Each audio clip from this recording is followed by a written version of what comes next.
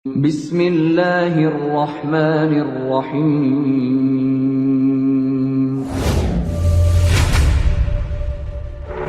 يا أيها الذين آمنوا ادخلوا في السلم كافة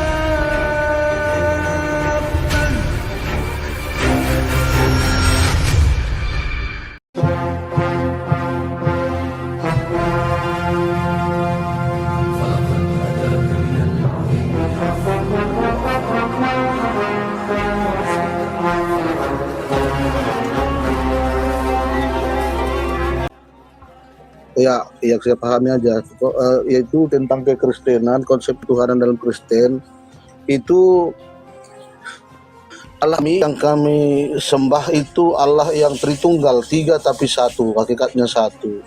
Jadi ceritanya seperti ini. Jadi Allah yaitu Allah Bapa itu adalah pencipta alam semesta beserta segala isinya.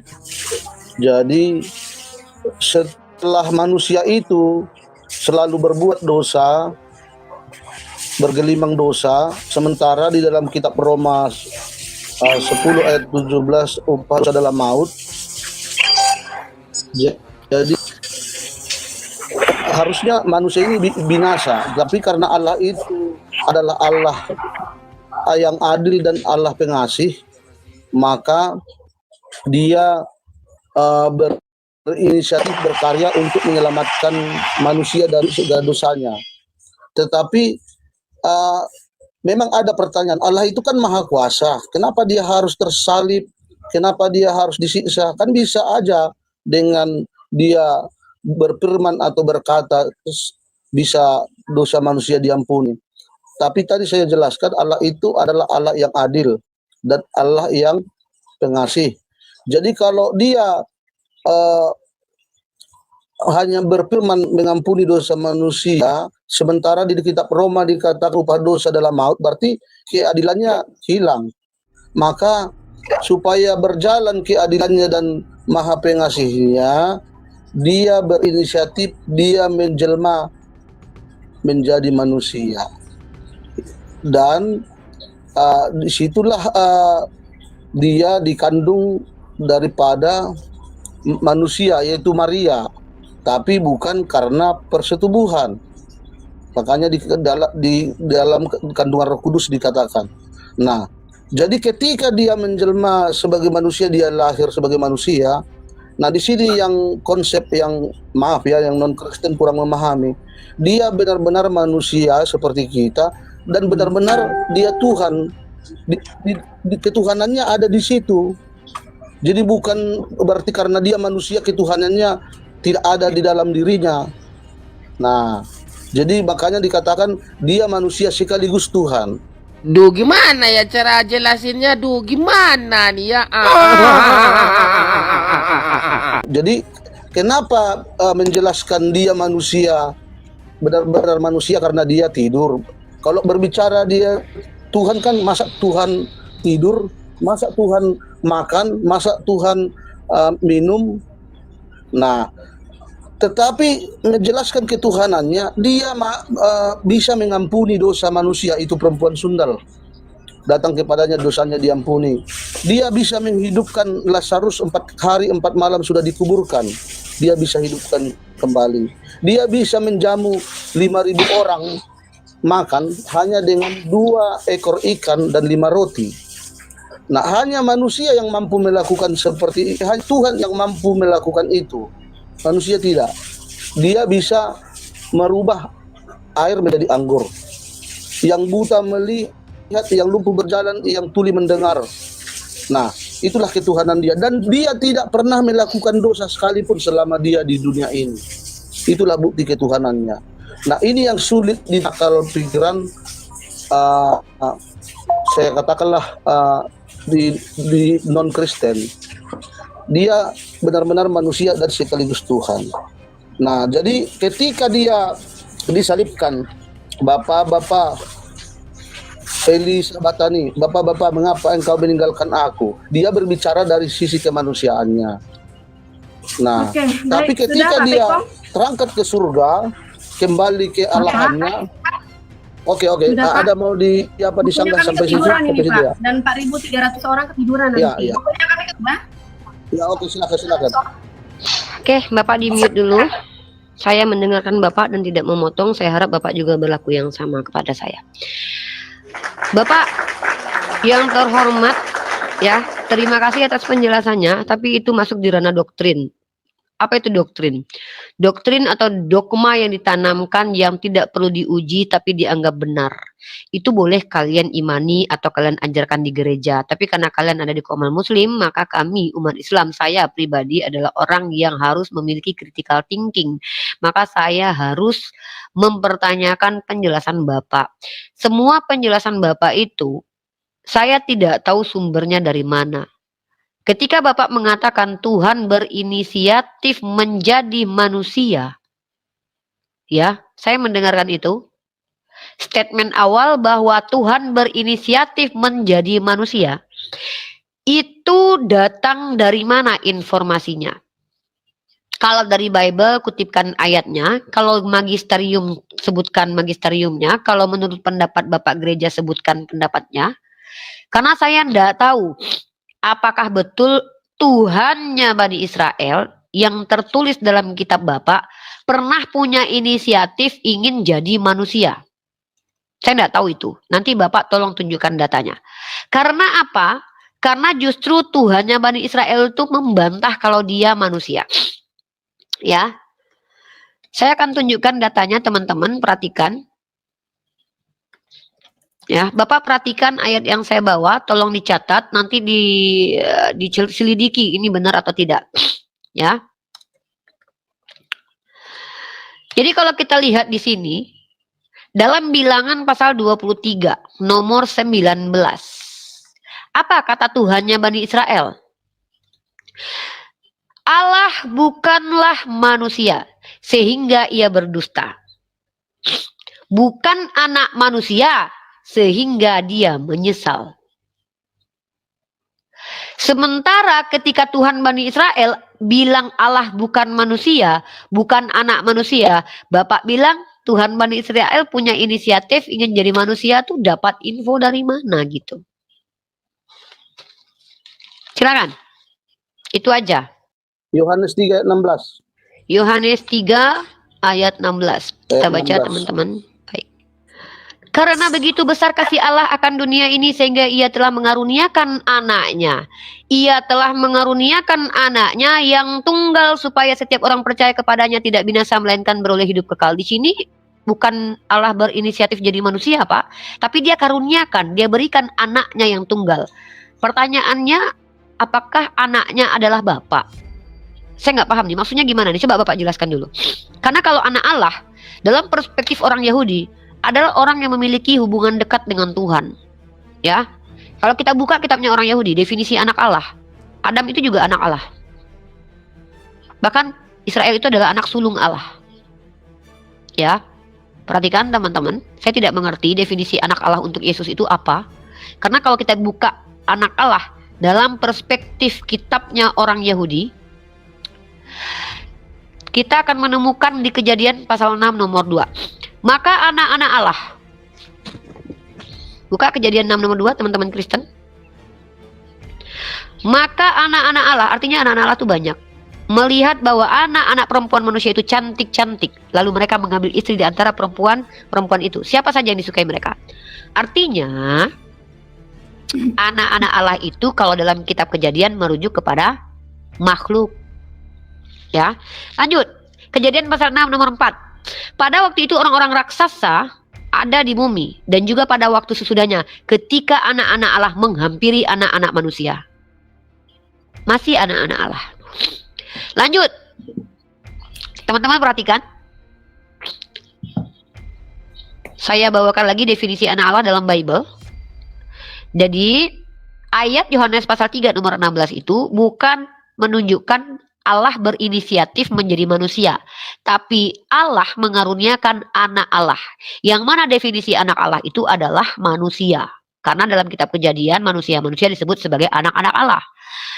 Maka definisi anak Allah untuk Yesus itu apa dan tertulis di mana? Silakan Bapak jelaskan.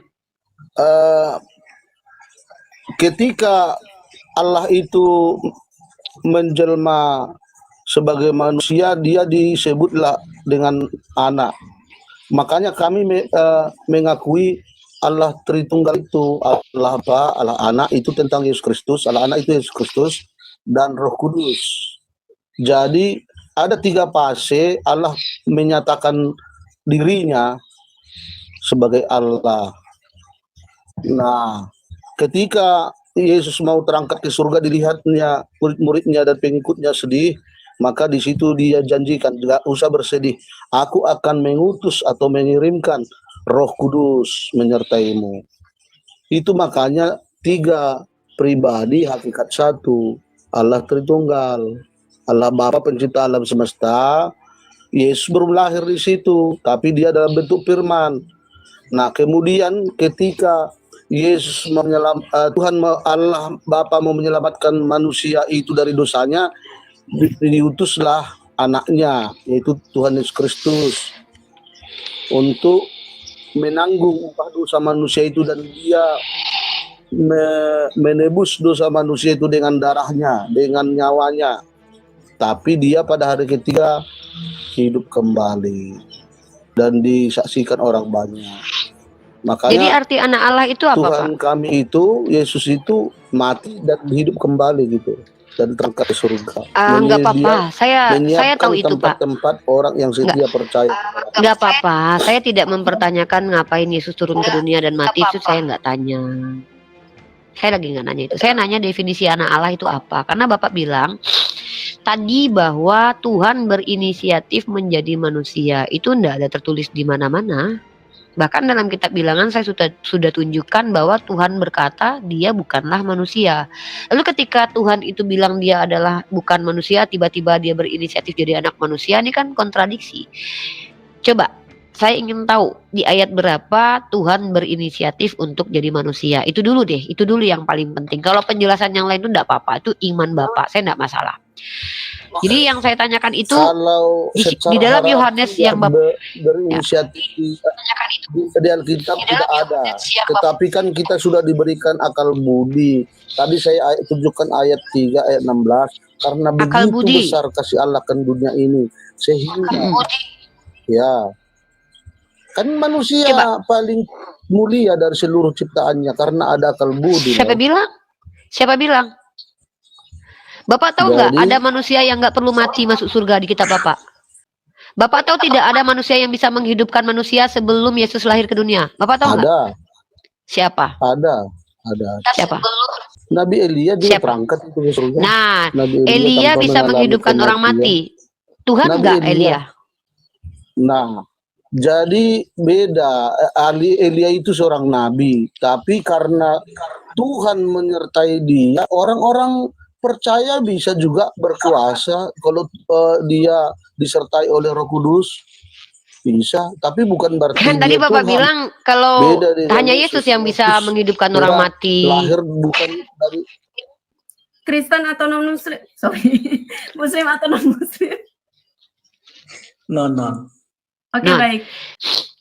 Jadi kembali lagi ya, karena saya ini orang yang sangat kritis ya. Kenapa saya kritis? Karena saya mahasiswi. Jadi begini ya teman-teman, tentang Tuhan itu tidak ada satupun manusia yang bisa tahu tentang Tuhan kecuali Tuhan yang menceritakan atau memberitahukan. Itu namanya wahyu. Jadi kalau ada orang yang tahu tentang Tuhan tanpa diberikan tahu oleh Tuhan, maka itu namanya sok tahu. Atau jangan-jangan dia nabi. Ya, perhatikan kata-kata saya ini ya. Statement saya ini saya bertanggung jawab loh. Tentang Tuhan, tidak ada satupun manusia tahu kecuali Tuhan itu sendiri yang memberitahu. Kecuali orang itu adalah utusan Tuhan yang memberikan pengetahuan kepada orang-orang banyak yang disebut dengan nabi. Jadi kalau ada orang yang menceritakan tentang Tuhan, tapi Tuhan tidak menceritakan itu, pertanyaannya dari mana orang ini tahu? Atau jangan-jangan orang ini sok tahu. Maka ketika ada orang seperti Pak Pikong menceritakan tentang Tuhan, apalagi menceritakan inisiatif Tuhan, masuk dalam ranah internal Tuhan. Inisiatif itu berada di dalam diri saya. Saya punya inisiatif untuk menemui Lisa. Artinya saya punya niat bertemu Lisa. Jangankan Tuhan, saya punya inisiatif yang ada di dalam ranah internal saya. Suami saya yang tidur berdua sekamar dengan saya, dipastikan tidak tahu kalau itu masih di ranah inisiatif dan internal. Ini bicara tentang Tuhan, di mana Pak Pikong menjelaskan tentang inisiatif Tuhan. Wacana, ide gagasan Tuhan, apa yang akan Tuhan rencanakan. Maka Bapak Pikong kalau menceritakan inisiatif Tuhan, kalau tidak diberitahukan Tuhan kepada Pak Pikong, artinya Pak Pikong adalah kalau tidak Tuhan, kalau tidak Nabi, kalau tidak sok tahu. Jadi tolong, ketika kita berbicara tentang Tuhan di ranah publik supaya tidak menyesatkan manusia, beritahukanlah tentang Tuhan berdasarkan pemberitahuan dari Tuhan.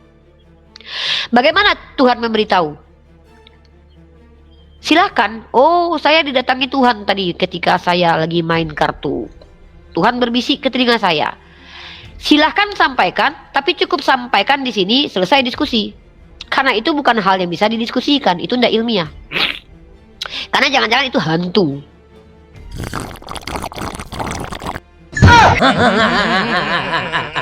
Ngeri. Maka yang bisa didiskusikan adalah literatur.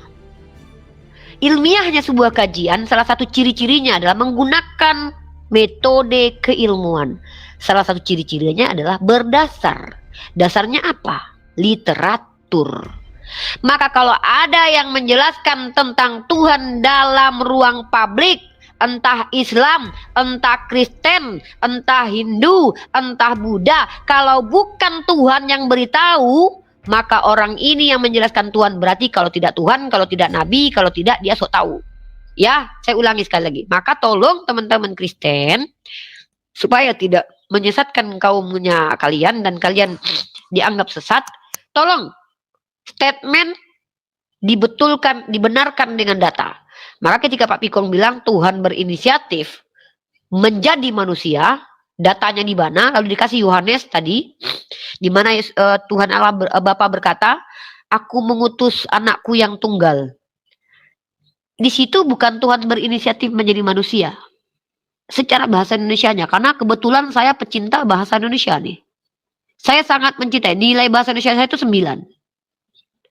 Tidak ada di situ tertulis bahwa Tuhan berinisiatif jadi manusia di ayat itu. Tapi Tuhan mengutus anaknya yang tunggal. Anak Allah secara definisi Bible kita baca di beberapa ayat ternyata adalah manusia. Pertanyaannya yang muncul adalah anak Allah untuk Yesus artinya apa? Sejak kapan dan di mana diajarkan kalau anak Allah artinya adalah Allah? Siapa yang ngajarin itu? Itu yang kami pengen tahu. Oh, kalau kalian bilang kami diurapi Roh Kudus selesai, saya terima jawabannya, saya aturkan terima kasih, tapi saya tidak akan diskusi lagi karena itu ranah internal yang tidak mungkin didiskusikan. Jadi tolong dengan sangat saudara-saudaraku Kristen, kalau ingin bertanya, menjelaskan tentang iman kalian, umat Islam ini nggak akan percaya kalau kalian nggak lihatkan data. Walaupun kalian tunjukkan data, kadang-kadang pun kami nggak percaya juga. Kenapa? Kadang kalian menginterpretasikan data tidak sesuai dengan teks. Contoh, ada seekor bebek lagi jalan-jalan di sungai. Tiba-tiba penjelasannya adalah gajah di Afrika lagi makan ayam. Ini artinya tekstual dengan konteks itu tidak kawin. Nah, itu ya. Jadi andai pun mau membawa tekstual ke hadapan kami, tolong kalau menjelaskan jangan lari dari kaidah bahasanya. Kecuali kalian akui, maaf ya, teksnya begini. Pada suatu hari si Lisa dan Nunilifa jalan-jalan ke pasar. Maknanya apa? Maknanya adalah Pak Jokowi akan berhenti jadi presiden. Oh, artinya apa? Teks dengan konteks tidak ada hubungan. Maka tolong dengan sangat saudara-saudaraku yang aku cintai yang Kristen, tolong dijelaskan ajaran kalian pakai data kitab suci. Terima kasih. Lanjut. Ya, untuk memperkuat alat pendukung dari kitab suci, dari pernyataan saya bahwa Allah berinisiatif menjelma sebagai manusia untuk menyelamatkan manusia dari dosanya adalah Yohanes 1 ayat 14, Yohanes 3 ayat 16, Ibrani 10 ayat 14. Itulah ketiga ayat dasar saya mengatakan itu. Jadi memang betul yang kata Mbak Ripa tadi, bahwa kalau berbicara keibadah Kristen harus memang dituntun oleh Roh Kudus, karena kalau tidak dituntun oleh Roh Kudus susah untuk mengerti, karena harus imanlah yang menjelaskan. Kalau saya secara kepintaran saya nggak bisa, karena Allah memperkenalkan dirinya lewat karya ciptaannya, termasuk kitab suci. Nah itu aja, sebatas itu aja kita mengetahui. Itu sekian, terima kasih. Salam toleransi. Salam toleransi Bapakku, Salam toleransi, menyala Bapakku. Oke, baik, kita lanjut ke Bang Sukriti. Saya mau bertanya, boleh? Boleh, sangat boleh. Ini yang saya tunggu dari Itu. tadi. Umat Kristen bertanya sebenarnya yang saya tunggu. Iya, iya. Sini saya mau bertanya tentang sejarah Isa Al-Masih. Nah, sejarah Isa Al-Masih itu di versi Alkitab sama Al-Quran itu tentang, kalau di Alkitab kan yang diketahui semua orang itu bahwa Al-Masih itu, saya ulangi, kalau sejarah Al-Masih di versi Alkitab itu kan ada yang namanya lahir, kematian atau wafat, dan bangkit. Nah, bagaimana dengan versi di dalam kitab Al-Quran? Apakah ada versi kematian juga? Oke. Pertama saya harus kasih dasar ya, kisi-kisi untuk standar kita ngobrol dulu nih, biar kita menyamakan dulu pemahaman. Jadi yang namanya wahyu Tuhan itu bukan sejarah. Kalau sejarah maka bukan wahyu lagi ya. Sejarah itu adalah ranah ilmiah produknya manusia, hasil penelitian terkait tentang waktu, terkait tentang silsilah orang-orang, apapun yang berkaitan dengan manusia yang memiliki jejak-jejak peninggalan yang bisa dikaji. Kalau dalam ilmu arkeologi adalah apa yang disisakan oleh zaman dahulu, entah itu berupa benda yang kemudian ditemukan lalu ditafsir, direkonstruksi ulang kejadiannya seperti diduga zaman dahulu. Itu pun penafsiran. Maka saya katakan sejarah itu tidak absolut. Sejarah itu adalah produk manusia. Manusia ini human error, punya keterbatasan. Nah, jadi Al-Quran itu tidak bersandar kepada sejarah. Karena Al-Quran itu adalah informasi dari Tuhan, bukan informasi dari si Anu, si B, si C. Itu pahami dulu. Al-Quran itu bukan kitab sejarah. Al-Quran itu adalah perkataan Tuhan. Tuhan yang memberitahu kepada Nabi Muhammad bahwa Isa itu pernah begini, pernah begitu. Karena kalau seandainya kalian umat Kristiani bersandarkan kepada sejarah, hancur kitab kalian. Nanti kami tuntut. Siapa sejarawan yang menuliskan Tuhan melayang-layang di atas air? Siapa sejarawan yang menjelaskan cerita tentang Abraham, Musa, Yakub? Emang ada sejarawannya? Enggak. Itu bukan sejarah. Tapi itu adalah informasi yang diklaim sebagai firman Tuhan. Itu kenapa ada katanya wahyu. Revelation ya. Atau apokalipsis. Penglihatan. Jadi kalau dapat penglihatan nggak bisa dikatakan sejarah. Contoh ketika Yohanes di Pulau Patmos. Ketemu dengan sosok manusia yang berkata, akulah Alfa Omega katanya. Apakah itu harus divalidasi dengan sejarah? Wah, kalau divalidasi dengan sejarah hancur nanti. Paham ya? Ya. Maka saya tidak sepakat ketika Anda bertanya sejarahnya Nabi Isa. Saya katakan, tentang Nabi Isa, menurut Allah Subhanahu wa Ta'ala, adalah manusia yang mengajarkan untuk menyembah kepada Allah dan tidak mempersekutukan selain Allah, lahir dari seorang wanita yang dimuliakan dalam Al-Quran, bahkan nama surahnya bernama ibunya, yaitu surah Maryam, bahkan tidak ada surahnya nama ibunya Nabi Muhammad. Ya. Tapi surah Maryam, di mana wanita ini wanita yang tidak bersuami yang menjaga kehormatannya. Jangankan dia punya suami, dia aja nggak pernah keluar dari mimbarnya. Makannya pun diberikan oleh malaikat. Karena wanita ini memang adalah wanita mulia yang dipersiapkan oleh Allah akan melahirkan seorang manusia yang bernama Isa alaihissalam. Isa Al-Masih putra Maryam yang memiliki sifat-sifat terpuji, karena memang para nabi harus memiliki sifat terpuji. Dia adalah wanita mulia. Yang mana kemudian melahirkan seorang anak. Ketika dia dilahirkan diceritakan oleh Allah bagaimana proses kelahirannya. Memang tidak diceritakan secara detail, tapi apa yang menurut Allah perlu kami ketahui, Allah beritahu. Karena Al-Quran itu bukan kitab request. Maka ketika Nabi Isa diceritakan dalam Al-Quran, itu bukan sejarah, tapi itu wahyu dari Tuhan. Bagaimana Nabi Isa? Nabi Isa diceritakan sebagai orang yang memuliakan Allah, tidak pernah mengajarkan menyembah kepada manusia, mengajarkan untuk mengikuti jalannya lurus. Apa jalannya lurus kata Nabi Isa? Sembahlah hanya kepada Tuhannya Nabi Isa, yaitu Allah.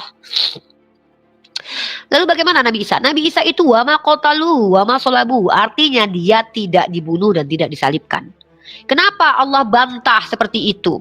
Kenapa? Kenapa? Ya, karena Al-Quran ini adalah kalam Allah yang membenarkan kitab terdahulu, mengajarkan kejadian yang sebenar-benarnya menurut perspektif pencipta alam ini, yaitu Allah.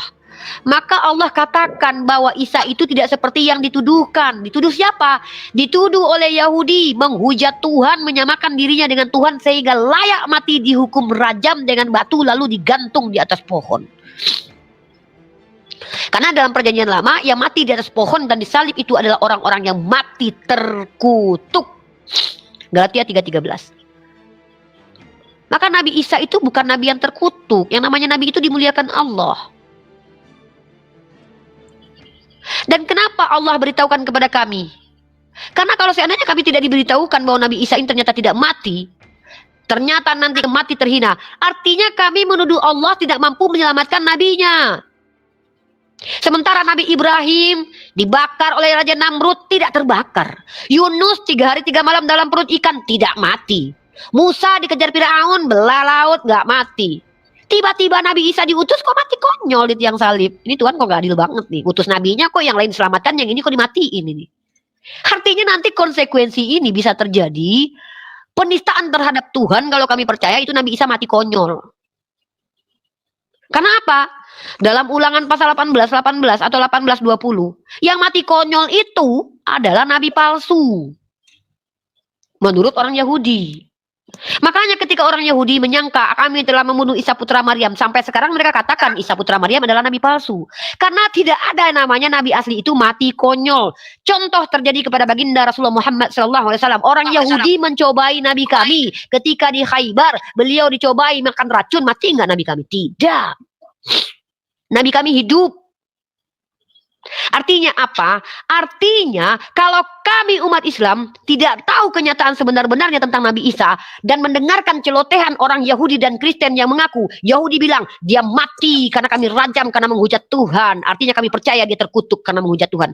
Menurut orang Kristen dia mati menebus dosa kami, mati di tiang salib menyerahkan nyawanya, artinya kami percaya bahwa ini Tuhan bunuh diri demi kalian.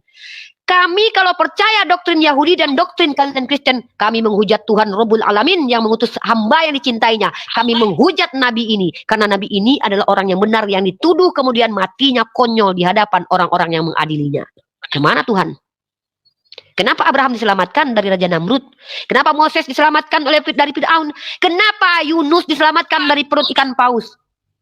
Tapi kenapa Isa yang konon katanya dicintai oleh Allah kok dibiarkan mati konyol, dibuka celana dalamnya? Mohon maaf, khitonnya dibagi-bagikan. Khiton dalam terjemahan baru diterjemahkan sebagai jubah, padahal artinya adalah pakaian dalam, celana dalam. Saya tidak akan berani mengatakan bahwa Nabi saya yang dicintai oleh Allah dibiarkan auratnya terbuka oleh Hansip Romawi. Kalian bayangkan, kalian tahu tidak tradisi Hansip Romawi ketika mereka menyalibkan atau menghukum orang-orang? Kalian tahu, banyak, kalian baca sejarah, orang Romawi itu adalah orang yang memiliki kebanyakan kecenderungan seks yang menyimpang.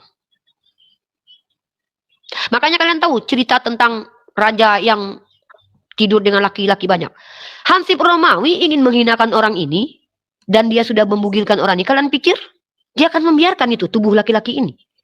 Saya tidak terima. Kenapa saya tidak akan terima? Karena Allah sudah beritahukan juga wa ma qataluhu wa ma solabuhu.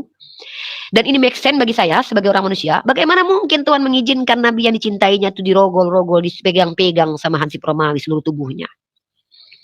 Maka ternyata Allah, menurut hikmah yang kami dapatkan umat Islam, alasan Allah menjelaskan bahwa Nabi Isa Bahkan kami yang berpikir ini sadar betul bahwa Allah menunjukkan bahwa dia mampu menyelamatkan Nabi Isa dari kejahatan Hansip Romawi dan orang Yahudi. Maka kata Allah dalam Al-Quran, orang-orang yang menyangka membunuh Nabi Isa itu sebenarnya mereka sedang melihat orang yang diserupakan. Bukan Nabi Isa, karena Nabi Isa itu diangkat ke langit. Ternyata ketika saya pelajari kitab Anda, ternyata Yesus memiliki kemampuan merubah wajah. Ini luar biasa. Jadi dalam Islam Nabi Isa itu tidak dimatikan dengan cara konyol dan menyakitkan dan menyedihkan seperti itu. Itu poin saya. Silakan. Berarti pada kesimpulan akhir bahwa di dalam Al-Quran itu Isa Al-Masih itu tidak ada yang namanya proses penyaliban. Oke, berarti pada kesimpulannya Isa Al-Masih di dalam Al-Quran itu tidak ada proses penyaliban dan tidak ada proses kematian ya secara badaniah. Dan di dalam Al-Quran itu berarti memang Isa Al-Masih itu real diangkat ya. Betul? Oke. Tapi ini aku ingin bertanya lagi nih, mohon maaf, bukan berarti aku ingin mengkepoin, tapi memang harus menambah wawasan lagi ya. Enggak apa-apa ya. Aku pernah membaca di surah Maryam yang ke-19 ayat yang ke-33. 33. Ya. Oke, dan kesejahteraan semoga dilimpahkan kepadaku pada hari aku dilahirkan, pada hari aku meninggal, dan pada hari aku dibangkitkan hidup kembali. Pertanyaannya apa, Bang? Ya, yang kita ketahui kan kalau di Al-Quran yang banyak itu tidak ada proses kematian, penyaliban. Nah, aku pengen minta diterangin yang di Maryam ini. Biar semua orang tahu juga. Siap. Jadi, kalau kami memahami ayat ini adalah doanya Nabi Isa. Ketika dia berdoa itu, nggak mungkin dong dia udah mati. Kan dia berdoa kepada Allah, ya. Dan kesejahteraan semoga dilimpahkan kepadaku pada hari aku dilahirkan, pada hari aku meninggal, pada hari aku dibangkitkan hidup kembali. Artinya dia minta kesejahteraan ketika fase-fase yang dia lalui. Dia berdoa kepada Allah, bukan berarti ketika dia sedang berdoa dia udah mati. Gimana caranya Pak orang udah mati berdoa apa? Nggak mungkin dong. Nah jadi, dan ini bukan cuman Yesus, Nabi Isa aja. Di ayat ke-15-nya Nabi Yahya juga begitu berdoanya. Nih, Nabi Yahya juga bilang begitu. Kesejahteraan di ayat ke-15-nya loh. Kesejahteraan atas diriku pada hari ia dilahirkan, pada hari hari ia meninggal, dan pada hari ia dibangkitkan hidup kembali. Jadi doa semacam ini itu biasa. Saya juga bisa berdoa seperti ini. Ya Allah, limpahkanlah kesejahteraan kepadaku saat aku dilahirkan, saat aku mati, saat aku dibangkitkan. Bukan berarti saya udah mati. Karena memang semua manusia pasti akan mati. Jadi Nabi Isa itu pasti akan mati, Pak. Nabi Isa pasti akan mati. Setiap makhluk yang bernyawa pasti mati. Tapi masalahnya waktunya ada gitu. Ada waktunya bahwa dia akan mati dalam keadaan yang mati sebenar-benarnya mati gitu. Jadi yang Bapak pertanyakan, Bapak kan ingin tahu ayat ini. Kami tidak pernah memahami ayat ini bahwa Nabi Isa telah mati. Karena ini doanya Nabi Isa. Dan ketika dia berdoa, masa dia mati? Kan begitu. Oke, paham. Berarti dia itu Paham nggak? berarti memang Itu doa. benar-benar real ya. Dia tidak mengetahui apa yang akan ada terjadi di depannya ya. Oh enggak, itu bukan. karena dia bukan Tuhan. Berarti di situ berarti bisa ada dua penjelasan kalau orang yang tidak bisa mengerti kan itu bisa jadi simpang siur tuh. Jadi orang bingung tuh. Enggak ada orang Sebenarnya- Islam yang bingung, karena orang Islam tahu setiap manusia boleh berdoa untuk kesejahteraannya pas dia hidup, pas dia mati, pas dia dibangkitkan. Itu hal yang lumrah, itu doa, Pak. Kami berdoa itu ya begitu, enggak masalah. Bukan berarti ketika saya berdoa begitu saya udah mati kan. Masa saya mati dulu baru saya Iya. berdoa, kan enggak gitu. Oke, baik. Tapi kan kalau ini tidak dijelasin secara terperinci oleh orang yang Oh. benar-benar tahu pasti bakal Ya, tapi Bapak paham nggak penjelasan saya? paham. Alhamdulillah, yang penting Bapak paham, yang lain jangan dipikirin, Pak, udah. Oten-oten lain mah dibiarin aja, yang penting Bapak. Karena Bapak di sini, saya fokusnya ke Bapak. Umat Islam mah jangan ditanya, Pak, mereka paham semua. Yang penting Bapak paham tidak? Kalau Bapak paham, alhamdulillah. Yang oten lain mah saya nggak peduli, Pak. Dikasih ini pena. Bukan. Itu hantu katanya. Susah saya, Pak. Yang penting saya maunya sama yang mudah mengerti kayak Bapak aja gitu loh. Kalau oten lain mah biarin. Oke, berarti memang seperti itulah jawabannya ya untuk kita semua ya. Iya, Pak. Di dalam ini perbedaan lagi sih soalnya di dalam ajaran itu Muslim kan Nabi Ibrahim yang mau dikorbankan itu si Ismail. Menurut jumhur ulama kami percaya bahwa yang hendak dikurbankan itu adalah Nabi Ismail alaihissalam. Iya. Sedangkan yang di Bible itu adalah Isa. Keyakinan kalian adalah Ishak. Ya, betul kan? Betul. Menurut kalian ya? Kalau menurut arkeologi atau sejarahnya gimana itu kebenarannya itu? Nggak ada sejarah tentang Ibrahim. Gimana mau ada sejarah tentang Ibrahim? Nggak ada. Ibrahim itu tokoh Alkitab dan tokoh Al-Quran. Jadi tidak ada sejarahnya. Emang ada sejarawan yang menuliskan Ibrahim gitu? Jadi begini Bang Security ya. Kita ini punya sumber yang berbeda. Dan kalau kita mau mengadu mana sumber yang paling benar, maka adulah kitab sucinya. Uji kitab sucinya. Kalau di kitab suci Anda saja ada kegagalan-kegagalan secara realitas terjadi, informasi yang acak-adul, mohon maaf kata-kata saya agak sedikit menyinggung ya. Bagaimana mungkin bisa dijadikan sumber keyakinan? Contoh, dalam kitab Anda diinformasikan bahwa anak yang diambil itu adalah anak sulung. Sementara Ishak itu bukan anak sulung, anak kedua. Di ayat lain dikatakan bahwa Ishak itu, Hagar diusir bersama anaknya yang berumur 16 tahun. Dan diceritakan di situ anak itu diusir sambil digendong sama Hagar di pundaknya. Ini informasi yang tidak make sense. Jadi ketika ada informasi yang seperti ini, maka kami mendapatkan informasi dari hadis atau dari riwayat-riwayat Nabi kami atau dalam sirah-sirah Nabawiyah bahwa Nabi Ismail itu dibawa ibundanya seketika bayi. Kalau dia bayi digendong itu baru make sense. Tapi kalau usia 16 tahun digendong sama ibunya di atas bahu lalu dicampak ke semak-semak karena dia menangis itu tidak make sense. Maka ternyata ada anakronisme dalam kitab Anda. Maka pertanyaannya adalah bagaimana cara menjelaskan anakronisme dalam kitab kalian dan bagaimana menjelaskan bahwa banyak kontradiksi di kitab kalian. Maka bagaimana ketika satu kitab suci sudah ada distorsi, lalu bagaimana mungkin dikatakan itu benar? Karena kitab Anda ditulis oleh orang Yahudi. Orang Yahudi itu percaya mereka jalurnya ke Ishak. Kalau mereka membanggakan keturunan mereka wajar, karena memang karena membanggakan keturunan mereka lah mereka menolak Nabi Isa, karena menurut mereka Nabi Isa itu anak hasil zina.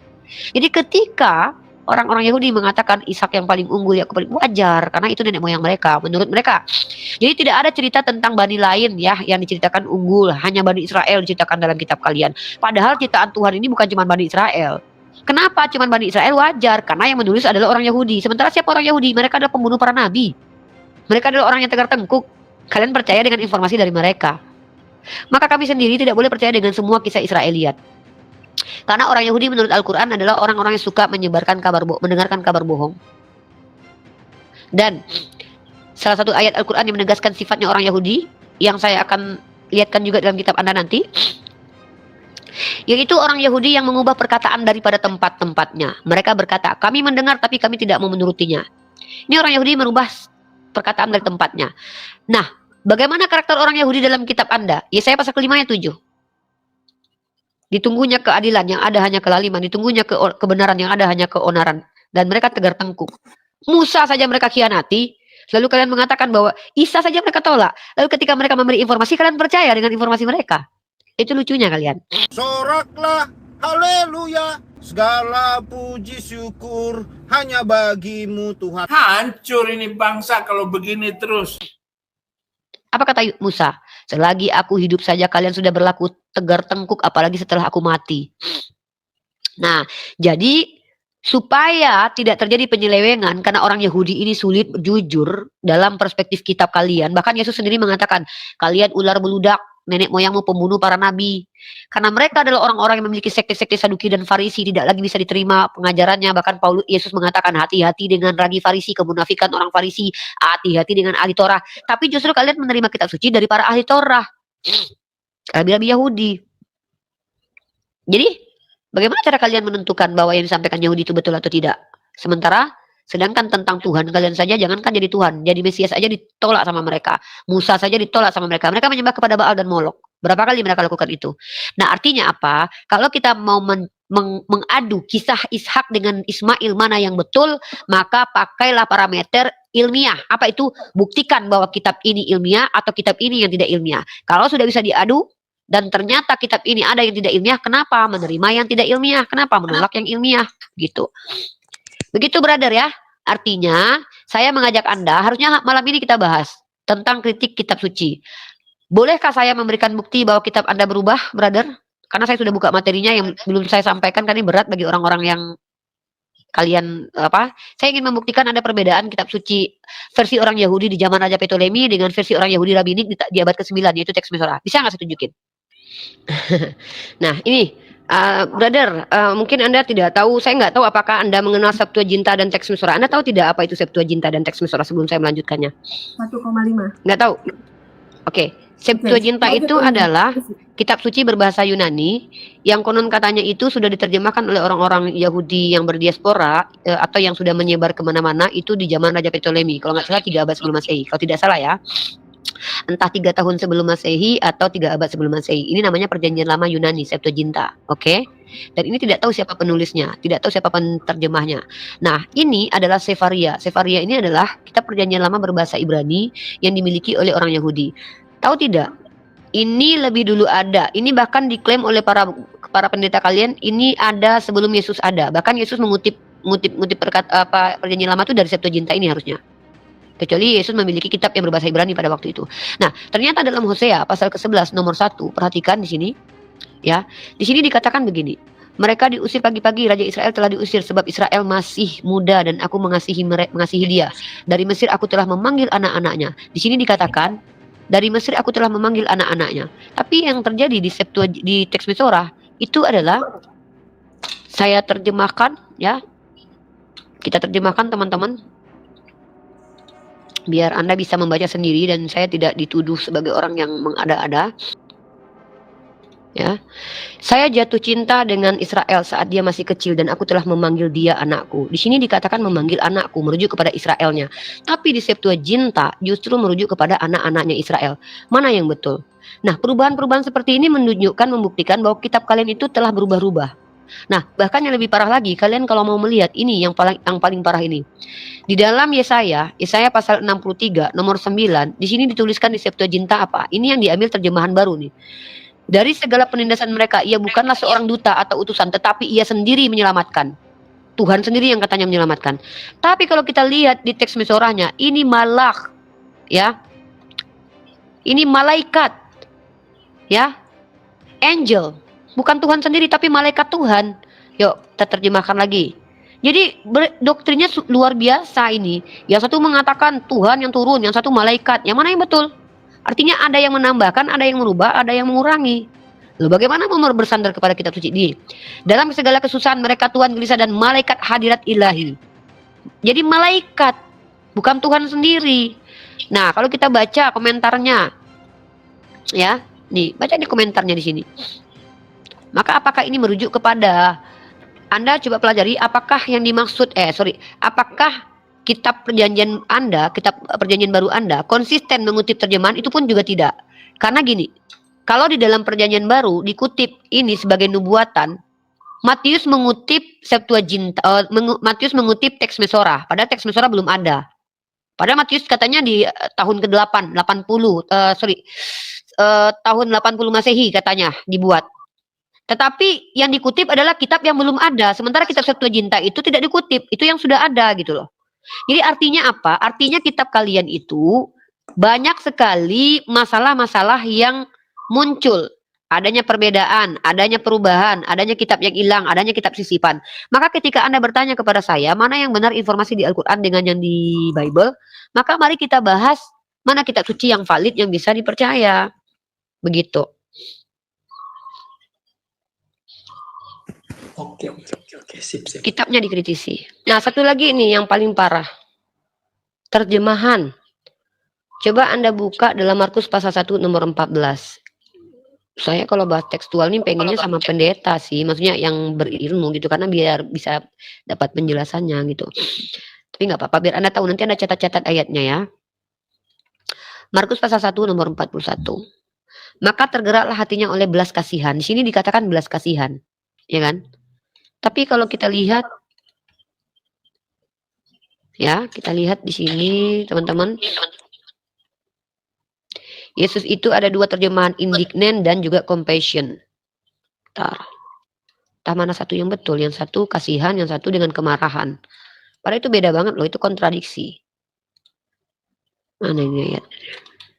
Nah, jadi artinya gitu, brother. Kalau satu buku sudah ada kesalahan, kekurangan, distorsi, ditemukan 5 distorsi, maka probabilitas distorsi-distorsi lain tuh ada ya besar gitu. Nah, kalau Al-Quran silakan tunjukkan distorsinya. Nih ya, kalau kita lihat, coba nih, ini saya terjemahkan ya semua versi bahasa Inggrisnya nih. Di sini tertulisnya, tergeraklah oleh belas kasihan, maka tergeraklah amarah Yesus. Ini beda nih. Satu amarah Yesus, satu oleh belas kasihan. Tak mana yang satu yang betul? Maka tergeraklah amarah Yesus, tergeraklah oleh belas kasihan. Jadi ini bahkan lebih dulu, tahun berapa itu? Ya, bahasa Inggris New KJV. Kemudian ini ada New KJV yang bahasa Inggrisnya New Revision ya, kayaknya nih. Bahasa Indonesia NIV. Jadi ini versi-versi terjemahan yang mana itu berbeda-beda gitu. Jadi itu bukan kontradiksi, bahkan mengerikannya itu beda banget loh. Antara marah dengan kasihan itu kan kontradiksi, berbeda banget. Entah mana satu yang betul. Artinya saya mampu menunjukkan bahwa kitab Anda tidak bisa dipercaya. Nah, saya tantang Anda untuk menemukan bahwa ternyata kitab saya jauh lebih buruk atau bisa sama seperti kitab Anda gitu. Beda makna itu. Silakan brother, nggak apa-apa. Belajar saja, cari tahu bahwa Islam itu Al-Qur'annya banyak salah. Gitu. Oke, silakan Bang Sukriti. Oke. Sebelum saya ke Bang Alfi, silakan Bang Sukriti. Oke, saya rasa untuk pembelajarannya mungkin ya jujur sih itu terlalu banyak materinya. Kalau untuk dipelajarin secara online kayak gini sulit untuk jelas mau ngemasukin semuanya, tapi perlahan-lahan kita belajar ya.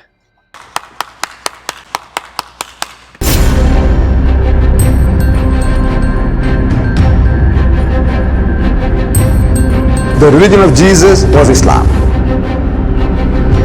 Because with Allah, there is only one religion. He says, Inna dina indallahi al-Islam.